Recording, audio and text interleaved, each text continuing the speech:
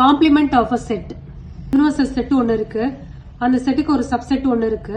சப்செட்டை ஏன்னு எடுத்துக்கலாம். இப்ப ஏல இல்லாத மிச்ச எலிமெண்ட்ஸ் யூல இருக்கிற எலிமெண்ட்ஸ் தான் ஏ காம்ப்ளிமெண்ட். புரியுதா?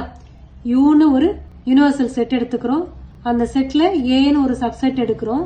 யூனிவர்சல் செட்ல ஏயோட எலிமெண்ட்ஸ் இல்லாம மிச்ச எலிமெண்ட்ஸ் இருக்கும் இல்லையா, அதுதான் காம்ப்ளிமெண்ட் ஆஃப் ஏ. டெஃபினிஷன் போவோம். Let U be the universal set and a subset of u, then the complement of a is the set of all elements of u which are not the element of a. அதை எப்படி mention பண்ணலாம்? a dash அப்படின்னு சொல்லணும். a complement to denote the complement of a with respect to u.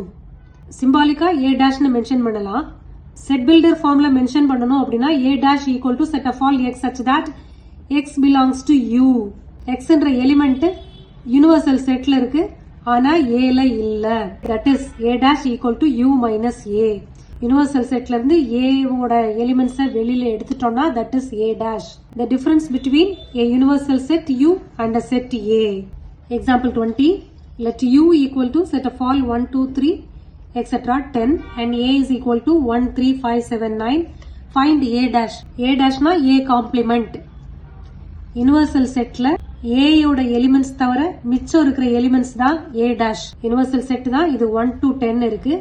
ஏல 1ல இருந்து 9 வரைக்கும் இருக்கிற odd numbers இருக்கு. சோ அப்ப a dash என்னவா இருக்கும்? Even numbers from the list 1 to 10. Okay,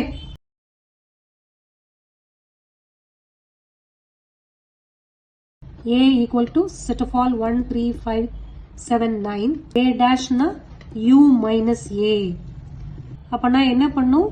யூல ஏயோட elements என்னென்ன இருக்கோ அதை ஃபுல்லா விட்டுறணும். இங்க இருக்கிறது ஃபுல்லா ஆட் நம்பர்ஸ், அதை ஃபுல்லா விட்டுட்டோம்னா ஈவன் நம்பர்ஸ் தான் இந்த செட்ல இருக்கு.